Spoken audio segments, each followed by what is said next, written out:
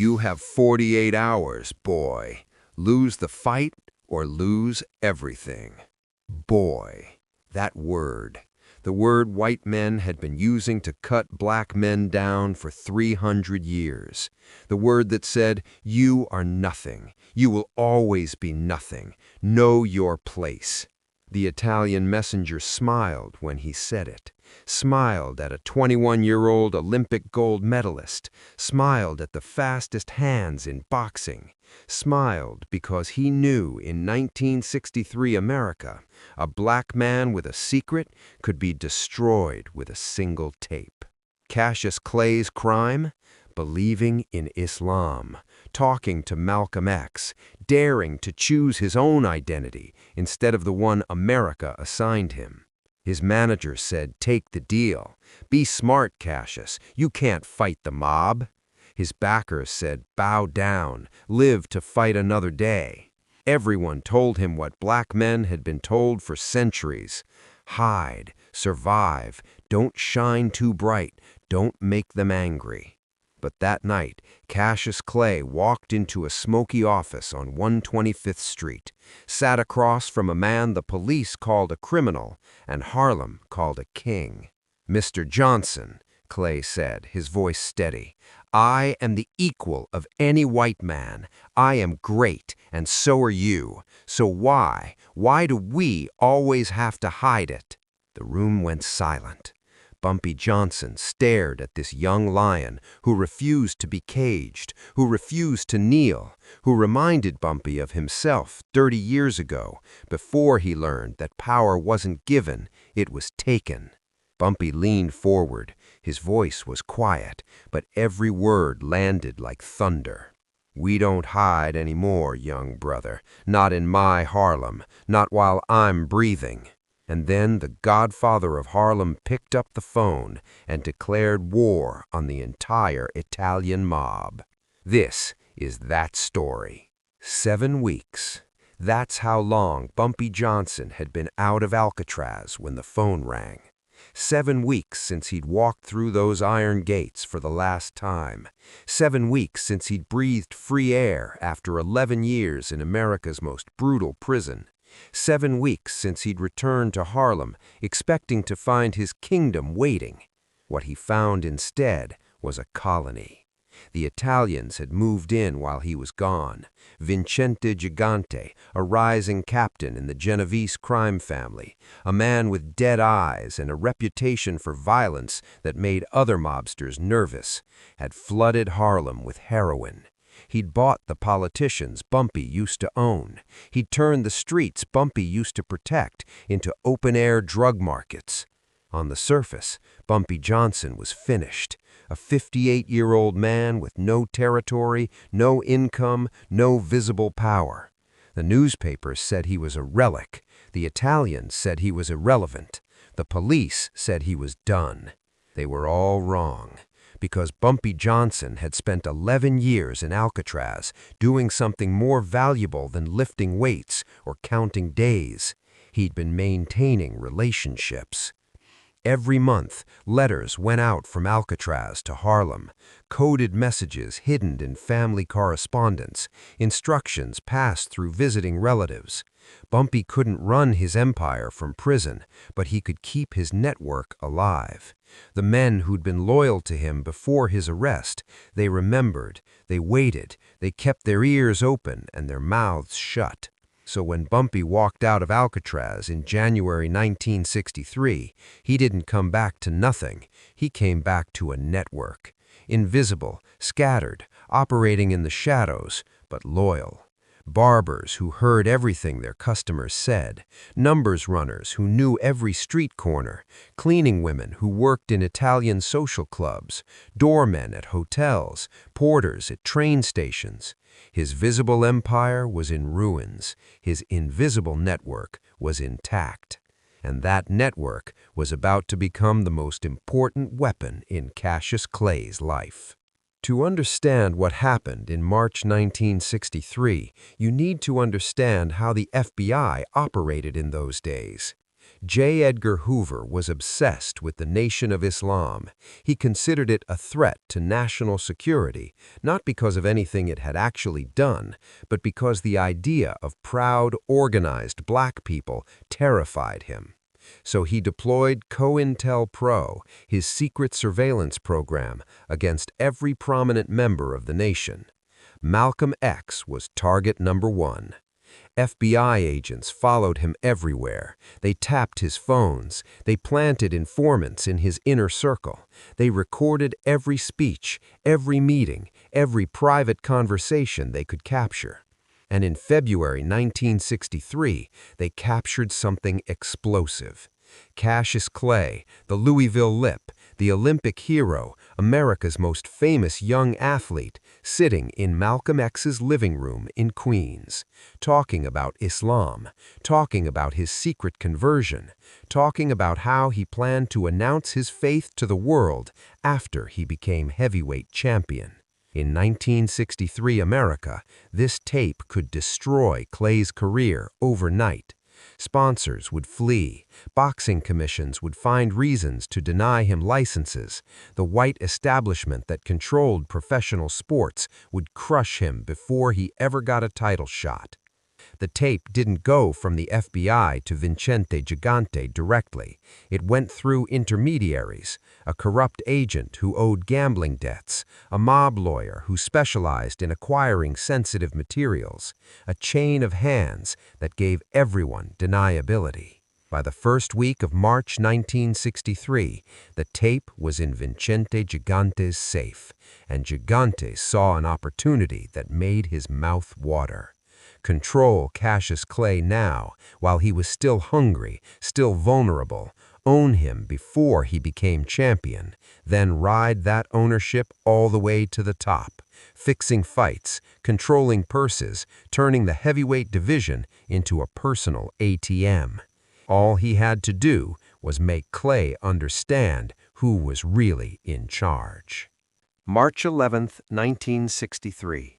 2 days before the Doug Jones fight.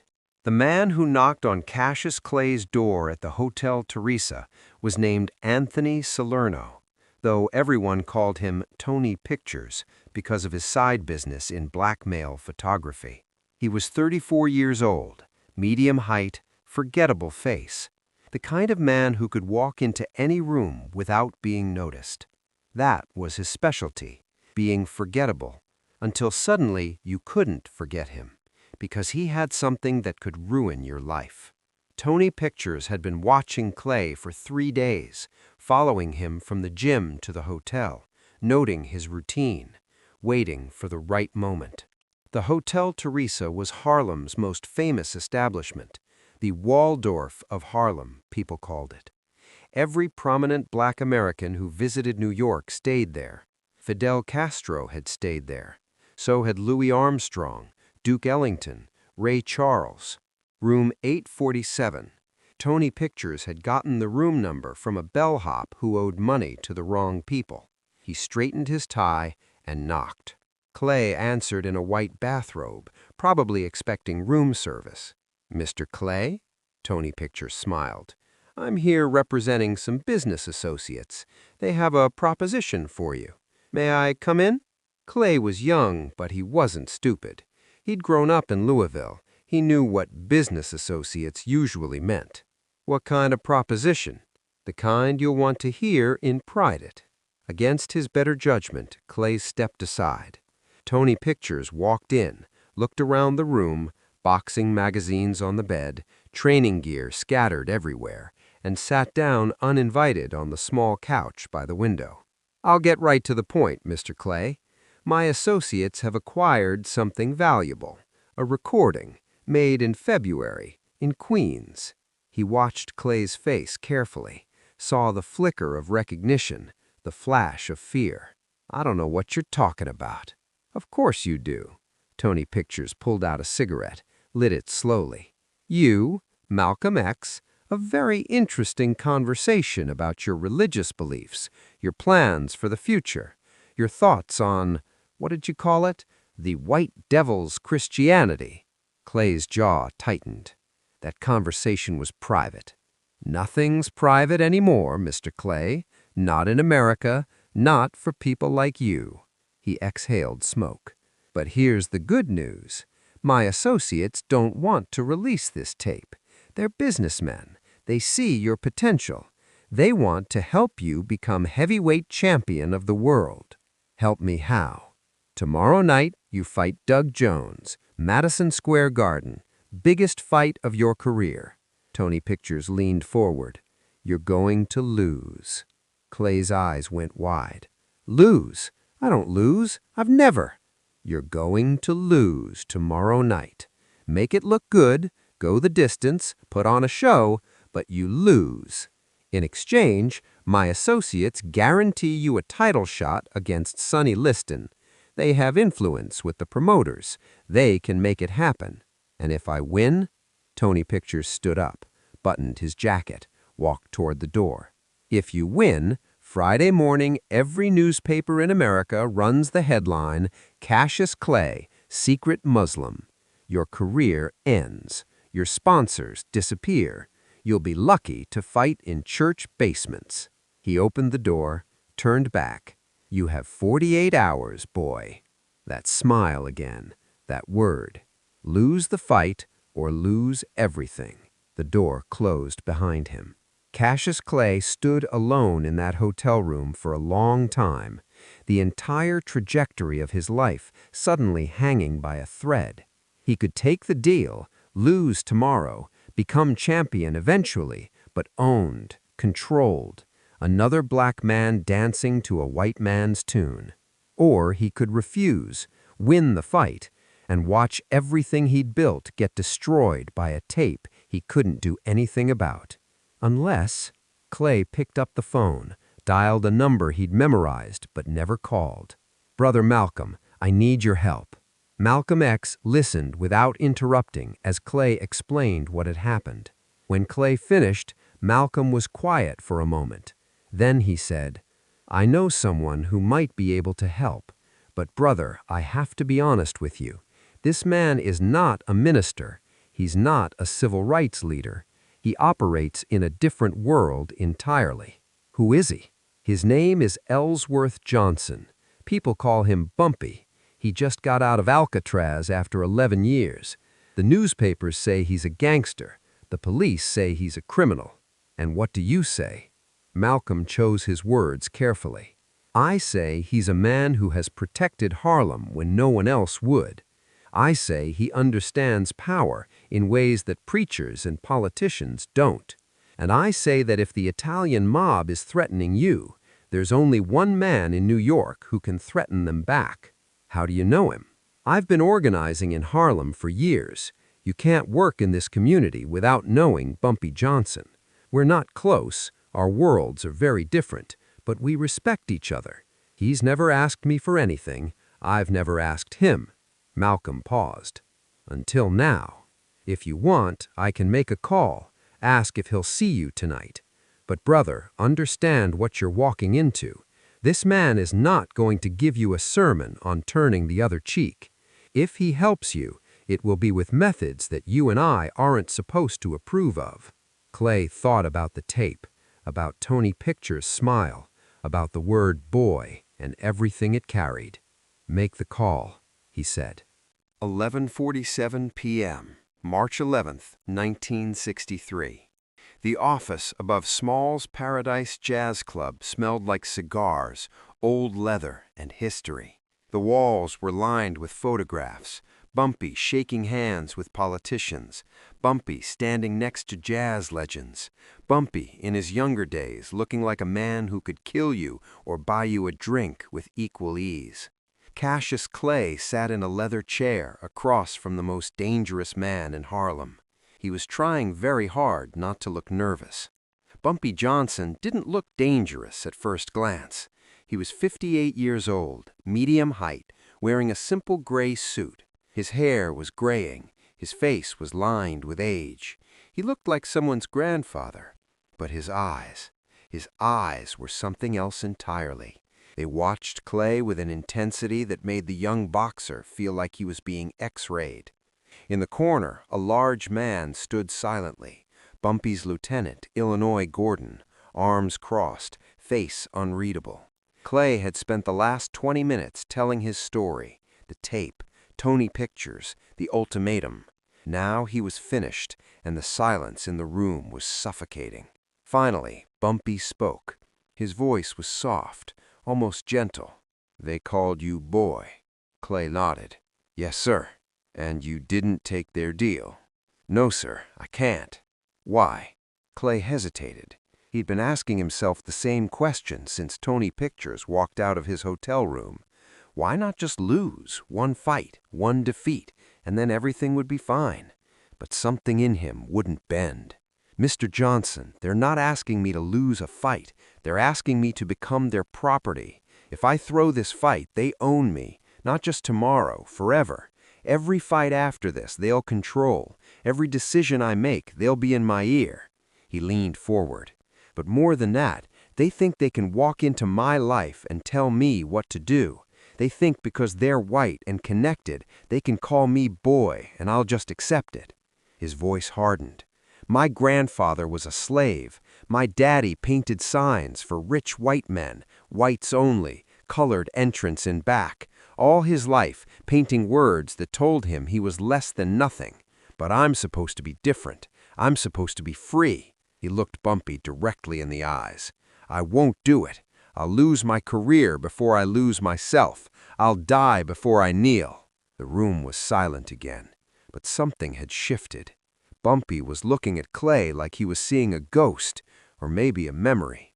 In the corner, a large man stood silently.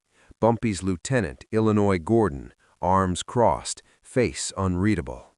"I was about your age when I first came to this city, 1928. Came up from South Carolina with nothing but the clothes on my back and an attitude that wouldn't quit. People told me the same things they tell you. Keep your head down. Don't make trouble. Accept your place." He turned back to Clay. "I didn't accept it. I fought. I schemed. I built something. And I paid for it. 11 years in Alcatraz. 11 years of watching Harlem fall apart from a cell 3,000 miles away." He walked closer, sat on the edge of his desk.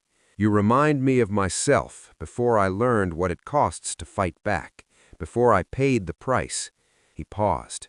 "But you need to understand something. If I help you, there's no turning back. The Italians will know it was me. This could start a war. People could die. I understand." "Do you, really?" "Mr. Johnson," Clay stood up. "Tomorrow night, I'm going to get in a ring with a man who wants to hurt me. I'm going to take his punches, I'm going to give him mine, and when it's over, one of us is going to be standing and one of us isn't." He extended his hand. "What you do, how you do it, that's your world, not mine. But we're both fighting the same people, the people who think they can tell us what to do because of the color of our skin." Bumpy looked at Clay's hand, then at his face. Then he shook it. "Tomorrow night, you fight Doug Jones. You give everything you have. You win. And while you're in that ring, I'll handle the tape." Clay's eyes widened. "What are you going to do?" "Better you don't know the details. But by the time that fight is over, the tape won't exist anymore." "How can you be sure?" Bumpy smiled, that cold smile that had been making men nervous since the Hoover administration. "Because I'm going to burn it myself." The moment Clay left, Bumpy's office transformed into a war room. Illinois Gordon came back in, followed by 3 other men, the core of Bumpy's inner circle. Theodore "Teddy" Green, Bumpy's oldest friend. Marcus Webb, a scarred Korean War veteran who handled security. And James "Whispers" Monroe, whose ability to find information had earned him his nickname. Bumpy stood at his desk, a map of New York spread out in front of him. "The tape is somewhere in Gigante's operation. We need to find exactly where, and we need to find it fast." "That's a tall order for less than 2 days, boss," Illinois said. "Then we'd better start now." He looked at each man. "I want every contact we have working on this. Barbers, doormen, cleaning women, numbers runners, anyone who might have heard something about where Gigante keeps sensitive materials.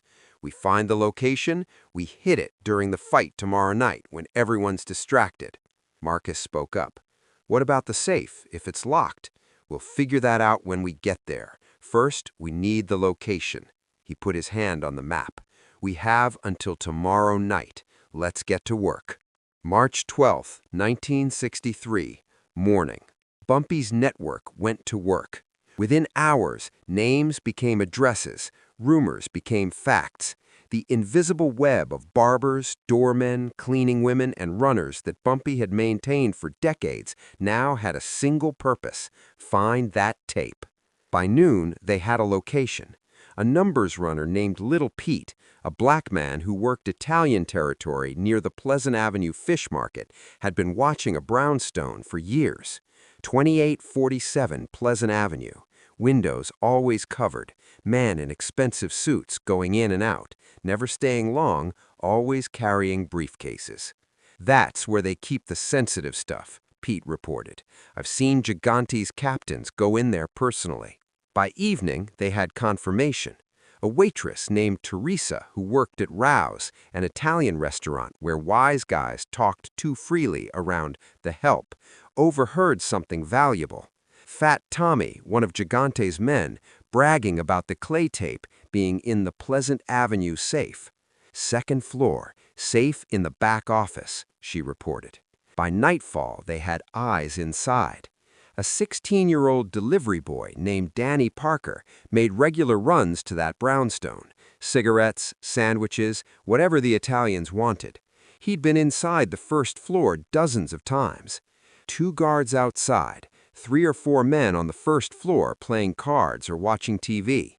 Stairs on the left, back door through the kitchen. That's all I've seen. They never let me pass the first floor. Bumpy had what he needed. Location, layout, guard count, entry points. What he didn't have was the combination to the safe. Nobody outside Gigante's inner circle knows that. It's not written down anywhere. Bumpy nodded slowly. Then we'll have to convince someone inside to share it with us. March 13th, 1963, 12 p.m., Bumpy's office. 8 men stood around the desk. Marcus Webb, Illinois Gordon, Raymond Carter, a former boxer who'd learned to fight dirty, Willie Thompson, a getaway driver who could navigate Harlem streets blindfolded, Dwayne Harris, quiet, deadly, good with a knife, Jerome Patterson, strong enough to kick down doors, Teddy Jr., Theodore Green's son, and Calvin Moore, a Korean War veteran, steady under pressure. On the desk, a rough sketch of 2847 Pleasant Avenue. Here's the situation, Bumpy said. The tape is in a safe on the second floor. 2 guards outside the front door. 3 to 4 men on the first floor. Unknown number upstairs, probably not many. He pointed to the sketch. Back entrance through the kitchen. That's our way in. Marcus, Dwayne, and Jerome, you go through the back. Hit the first floor fast. Neutralize everyone you find. No killing unless absolutely necessary.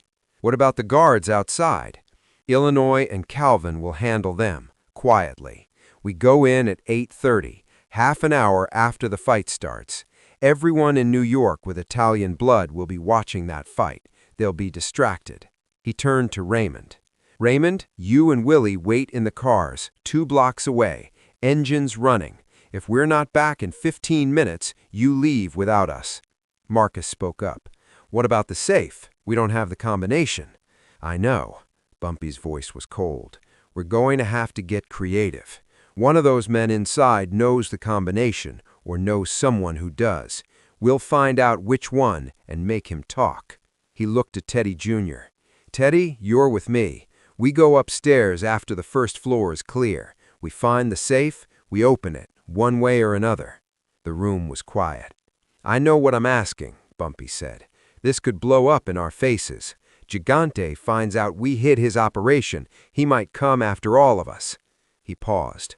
But I spent 11 years in Alcatraz watching Harlem become a colony, watching Italians walk our streets like they owned them. Tomorrow night, a young black man is going to stand in Madison Square Garden and prove to the world what we're capable of. And I'm going to make damn sure nobody can ever hold anything over him again." He put his hand on the sketch. Questions? No one had any. Then get some rest. Tonight, we make history. March 13th, 1963, 7 p.m. Madison Square Garden was electric. 18,732 people packed into every seat. The first sellout in 13 years. The crowd was buzzing with that particular energy that only exists before a big fight. Cassius Clay bounced in his dressing room, throwing combinations at the air. His trainer, Angelo Dundee, was wrapping his hands. "You nervous?" "I'm never nervous," Cassius said, but his voice was tight.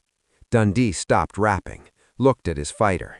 "What's going on with you? You've been off all day." Clay thought about the tape, about Bumpy Johnson, about what was supposed to happen tonight while he was in the ring. "Nothing, just focused." "Good, because Doug Jones isn't a bum. He's got power, and this crowd is going to be on his side. Let them cheer for whoever they want. When I'm done with him, they'll be cheering for me." Dundee smiled. That was the Clay he knew. "Okay, champ, let's go make some noise." 7 p.m. Pleasant Avenue. Danny Parker walked into 2847 Pleasant Avenue, carrying a bag of sandwiches and a carton of cigarettes. The two guards at the door barely looked at him. They were talking about the fight. "Jones is gonna knock him out. That Clay kid is all talk." "I don't know, he's fast." "Fast don't mean nothing when Jones catches you with that right hand." Danny walked past them, into the front room. 4 men tonight, one more than usual. They were gathered around a television set, watching the pre-fight coverage. One of them glanced at Danny. "Sandwiches?" "Yes, sir." The man pulled out $1. "Put 'em on the table." Danny did. He looked around the room, counting. 4 men here, 2 outside, 6 total. He left, walked 2 blocks west, found Illinois Gordon in a green car. "How many?" "6 total, 4 inside, 2 outside, one more than usual, but they're all watching the fight."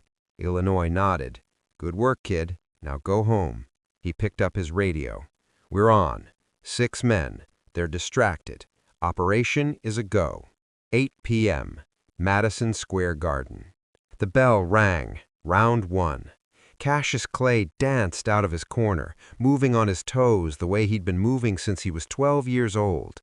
Jab, jab, move, make Jones chase him. Doug Jones pressed forward, trying to cut off the ring. He was shorter, but powerful. Clay circled, jabbed, circled again. The crowd booed. They wanted action. 30 seconds in, Jones connected. A right hand straight down the pipe. Clay's head snapped back. The crowd exploded. Damn, the kid could punch. Clay backpedaled, clearing his head. Jones smelled blood and pressed forward. For a moment, just a moment, Clay thought about the tape, about what was happening somewhere in East Harlem. Then Jones threw another right hand, and Clay slipped it by an inch, and there was no more room for doubt. Just the fight. 8:15 p.m. Pleasant Avenue. 2 black Cadillacs sat in the shadows, 3 blocks from the target. Bumpy checked his watch. 8:15. The fight was in round 2. "Radio check?" "First car ready," Illinois replied. "Third car ready," Willie's voice crackled. "We go in 15 minutes, 8:30. Everyone in position." Bumpy looked out the window at the brownstone 3 blocks away. Somewhere in that building was a tape that could destroy a young man's career. Not tonight. Tonight, that tape burned. 8:30 p.m. Madison Square Garden. Round 4. Jones had figured out Clay's rhythm. He was cutting off the ring better, timing his punches to land when Clay was planting his feet, and those punches hurt. Clay felt his ribs aching where Jones had landed body shots. His legs were starting to feel heavy. "Keep moving. Don't let him set." Jones's left hook came out of nowhere. The punch caught him on the temple. His vision blurred. His legs wobbled. For one terrible second, Cassius Clay thought he was going down. The crowd roared. The loud-mouthed kid was finally getting what he deserved. No, not tonight. Not tonight. Clay grabbed Jones's arms, crouched, held on while his head cleared. The referee separated them. Clay backpedaled. "Bumpy, where are you? Did you do it?" He pushed the thoughts down, found Jones's eyes. The bell rang. End of round 4. 8:31 p.m. Pleasant Avenue. Illinois and Calvin moved through the shadows like ghosts. The 2 guards outside 2847 were still talking about the fight. One had a transistor radio. "Clay is in trouble. Jones catching him with heavy shots." "Told you, that kid's all talk." Illinois held up 3 fingers. 2. 1. They moved at the same time. Calvin hit the first guard with a blackjack, one clean shot to the back of the head. The man crumpled without a sound. Illinois was a half-second slower. His target started to turn. The blackjack caught him on the temple. He went down, but not out, his mouth forming a shout. Illinois hit him again. The eyes closed. 15 seconds. 2 guards down. No alarm. Illinois keyed his radio. "Outside clear. Go." 8:32 p.m. Back alley. Marcus Webb was at the back door in seconds. Jerome and Dwayne right behind him. The lock was old, cheap. Marcus picked it in 12 seconds. He pushed the door open slowly. Kitchen, empty. The smell of old coffee and Italian food. He could hear the television from the front room, Cosell's voice, the roar of the crowd. Marcus held up his hand. Wait. He listened, counted voices. 4 men, all talking over each other, yelling at the TV. Marcus pointed to Jerome, left side, pointed to Dwayne, right side, pointed to himself, center. They moved through the kitchen, through a narrow hallway. Marcus could see the front room now. 4 men around a television, cards and drinks on the table, guns on hips, but no one reaching for them. Clay fighting back now. What a combination! Marcus stepped into the doorway. Don't move. 4 heads turned. 4 faces registered shock. One man, the biggest, reached for his gun. Dwayne was faster. 2 steps and a punch that would have knocked out a heavyweight. The big man was unconscious before he hit the ground. Jerome had the second man in a chokehold before he could stand. The third man raised his hands. Okay, I'm not reaching for nothing." The fourth man tried to run. Marcus caught him by the collar, swept his legs, zip-tied his hands before he could breathe. 30 seconds, 4 men down. Marcus scanned the room. One of them was older than the others, gray hair, expensive watch, the look of someone who'd been in the game for decades. That's the one who might know something. He keyed his radio. "First floor clear. We've got a live one who looks important. Send Bumpy up." 8:35 p.m. Second floor. Bumpy Johnson moved up the stairs with Teddy Jr. right behind him. The second floor was a narrow hallway with 3 doors, one at the end, 2 on the sides. They moved slowly. Bumpy's hand was on his pistol. Teddy had a shotgun. 5 feet from the end door. 3 feet. Bumpy reached for the handle. The door flew open. A man came out shooting. Bumpy dove left. The bullet missed him by inches, splintering the wall. Teddy didn't hesitate. The shotgun boomed. The shooter went down, still moving but not shooting anymore. His gun clattered across the floor. Bumpy kicked it away, looked at the man, young, mid-20s, clutching his shoulder where the pellets had torn through. Inside the room, desk, file cabinets, and in the corner, a safe, heavy, old, exactly what they were looking for. Bumpy crouched next to the wounded man. "The safe, what's the combination?" The man spat blood. "Go to hell."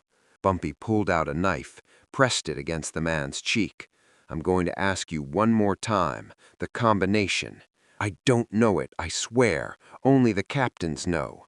Bumpy studied his eyes. Fear, pain, but also truth. This kid really didn't know. He stood up, looked at the safe. Heavy steel, the kind that would take hours to crack. Hours they didn't have. Teddy, that older one from downstairs, bring him up. 8:40 p.m., Madison Square Garden, round 5. Clay was finding his rhythm again. Jab, jab, circle left, make Jones reset. He'd spent his whole life training for moments like this, moments when everything was falling apart and you had to reach down and find something extra. He found it. 3-punch combination, jab, straight right, left hook, all 3 landed clean. Jones stumbled back. For the first time tonight, he looked hurt. The crowd gasped. Clay pressed forward, jabbing, moving, throwing combinations. This is who I am. This is what I do.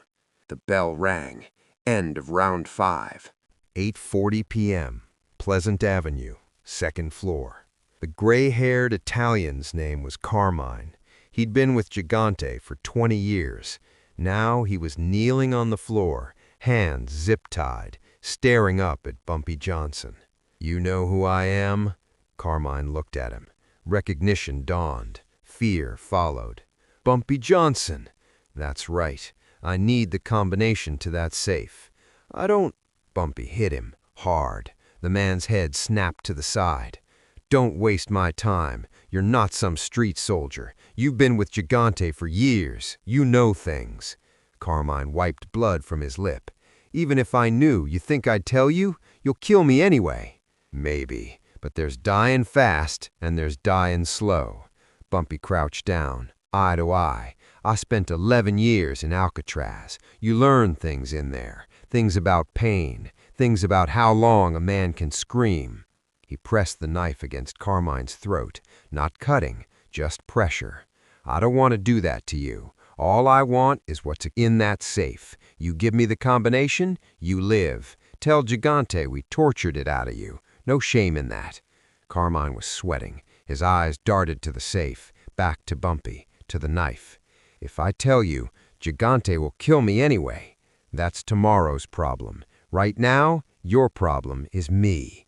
Silence. 5 seconds. 10. Carmine broke. 15, 28, 41. "I swear that's it. 15, 28, 41. Bumpy stood, walked to the safe, spun the dial. 15, 28, 41. Click. The safe swung open. Inside, stacks of cash, folders, photographs, and in the back, 3 reel-to-reel tapes. Councilman Martinez, March 1962. Judge Harrison, November 1961. Clay/Malcolm, February 1963. Bumpy grabbed all 3 tapes, stuffed them in his bag, then grabbed the cash, too. He turned back to Carmine. Smart choice. He hit him once more, hard enough to knock him out. "Let's move. We're done here." 8:47 p.m., 1st floor. They were almost out when the front door opened. 2 men walked in, Italians in expensive suits, probably checking on the safe house. They saw the scene. 4 of their guys tied up, 3 black men with guns. They went for their weapons. Gunshots. Chaos. Marcus dove behind a couch, returned fire. 1 Italian went down. The other one was screaming, "Help! They're hitting the house!" Dwayne took him out with a shot to the leg. The man collapsed, still screaming, but the damage was done. Anyone on the street had heard. "We gotta move!" Marcus shouted. They ran for the back door, Bumpy coming down with Teddy. They merged in the kitchen. Behind them, more shouting, more Italians from a social club across the street. They burst into the alley. Willie was there, engine running. "Go!" They piled in. Willie floored it. Behind them, gunshots, bullets punching holes in the back window. Calvin grunted. His hand went to his arm. "You hit? Just a graze. Keep driving." Willie took corners at 50 miles an hour. After 5 minutes, they were sure no one was following. Illinois looked at Bumpy. "Did you get it?" Bumpy held up the bag. "I got it." 9:15 p.m., Madison Square Garden, round 9. Cassius Clay was bleeding, a cut above his right eye. Jones had opened it in round 7. The blood kept dripping, making everything red. Between rounds, Dundee worked on the cut. 3 more rounds. Can you give me 3 more? I can give you everything I have. The bell rang. Round 9. Clay came out aggressive, Dunn running. 3 rounds left. Time to prove something. Jab, jab, straight right that snapped Jones's head back. The crowd was silent. This wasn't what they'd expected. Left hook, right uppercut, another jab. Jones was tired. His punches had lost their snap. I am the greatest. I told you. The bell rang. End of round 9. 1 round left. 9:15 p.m. Harlem, abandoned warehouse. The tape was in Bumpy's hands. Clay, Malcolm, February 1963. Such a small thing. A few ounces of plastic and magnetic ribbon. Marcus was getting his arm bandaged. Calvin's grays had been wrapped. Everyone else was uninjured. What about the other 2 tapes? Illinois asked. Bumpy looked at them. Councilman Martinez, Judge Harrison. Burned them all. We're not in the blackmail business. He handed the tapes to Teddy Jr. Teddy walked to an oil drum in the corner and dropped all 3 inside. Bumpy struck a match. For Cassius Clay, for Malcolm, for every black man who ever had to hide who he was. He dropped the match. The tapes caught fire instantly. The plastic melted. The ribbon curled and burned. Within a minute, there was nothing left but ash. It's done, Bumpy said. Now, let's see how that young man finishes his fight. 9:30 p.m., Madison Square Garden, round 10. Final round. Everything on the line. Clay's eye was almost swollen shut. His ribs ached. His legs were screaming. But he was still standing. Doug Jones came out desperate. He needed a knockout. Wild right hand. Clay slipped it. Lunging left hook. Clay rolled under it. Jones was exhausted, leaving himself open. Clay saw it, stepped in. Jab, right hand, left hook, right uppercut. All 4 landed. Jones stumbled into the ropes. His legs were gone. The bell rang. The fight was over. Clay raised his arms. He didn't know if he'd won. The crowd was booing. Jones's corner was celebrating. But Cassius Clay knew he'd given everything. He'd refused to kneel. The ring announcer grabbed the microphone. Ladies and gentlemen, after 10 rounds, we have a unanimous decision. The crowd went silent. The winner, Cassius Clay. Pandemonium. Clay jumped onto the ropes, screaming at the world. I am the greatest. I told you. I am the greatest. March 14th, 1963. 2 a.m. Small's Paradise was quiet. Only a few lights in the back office. Clay sat across from Bumpy. Same chairs as 3 nights ago. Different world. It's done, Bumpy said. The tape is ash. Clay stared at him. What happens now? Won't Gigante start a war? Probably not. Why? Because Gigante is smart. If he retaliates, he has to explain why he had a tape of Cassius Clay in the first place. He has to expose his blackmail operation. The 5 families don't like that kind of heat. Bumpy sipped his cognac. He'll swallow this loss. He'll remember it, but he won't act on it. Clay was quiet, processing. I can't believe it's over. It's over. You won your fight. We burned their leverage. You're free. Free. Saying it made it real. Mr. Johnson, why? Why did you risk everything for me? Bumpy looked at him for a long moment. When I was your age, I came to this city with nothing, and I spent my whole life fighting for every inch, getting knocked down and getting back up. He leaned forward. But I always had to fight alone. Nobody helped me. and I watched a lot of young black men get destroyed because they didn't have protection." He pointed at Clay. "You've got something special, that thing inside you that refuses to bow, that would rather lose everything than lose itself." His voice softened. "I'm 58 years old. I've done a lot of things I'm not proud of, but tonight I helped protect something that matters. I helped make sure the next generation has a chance to fly." He extended his hand.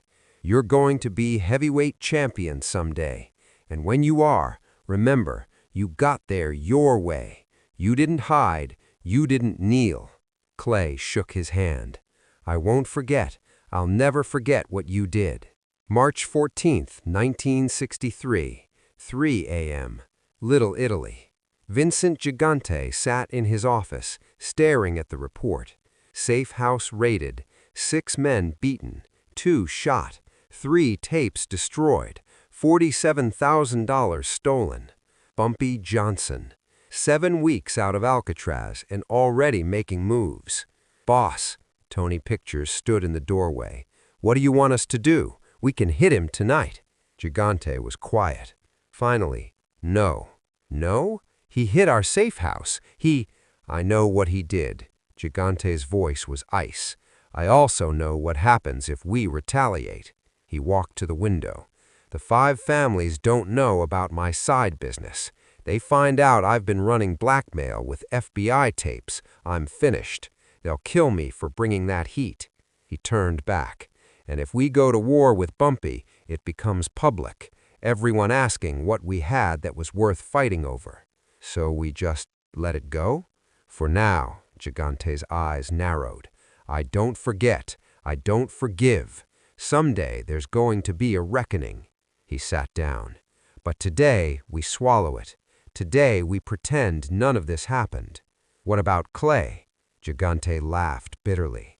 "The tape's gone. All we can do is hope that loud-mouthed kid loses his next fight fair and square." 11 months later, February 25th, 1964, Miami Beach. Cassius Clay stood in the ring across from Sonny Liston, the most fearsome heavyweight champion in history. The odds were 7-1 against Clay. For 6 rounds, he boxed circles around the monster, made Liston miss, made him frustrated, made him old. After round 6, Liston didn't answer the bell. He quit on his stool. Cassius Clay was heavyweight champion of the world. He stood in the center of the ring, screaming, "I shook up the world! I shook up the world!" The next morning, he announced his conversion to Islam, his new name, Muhammad Ali. The tape couldn't hurt him anymore. He was already the greatest. And in Harlem, watching on television, Bumpy Johnson raised the glass to the screen. "For all of us," he whispered, "for all of us." 5 years later, July 7th, 1968, Ellsworth Bumpy Johnson died of a heart attack at Wells Restaurant in Harlem. He was 62. He collapsed at his regular table, surrounded by friends. More than 2,000 people attended his funeral. Muhammad Ali wasn't there. He was fighting his own battles against the government, which had stripped his title for refusing the draft. But years later, in interviews, Ali would mention a man who helped him when he needed it most. "There was a man," Ali once said, "who showed me what courage really looked like. Not in the ring, outside of it. He risked everything so I could have a chance. I never forgot him." He never gave more details, but he remembered, and Harlem remembered. And now, so do you. If this story moved you, if Bumpy Johnson's code means something to you, hit that subscribe button. We're telling the stories history tried to bury, the moments that made legends, the men who refused to kneel. Drop a comment. What would you have done in Clay's position?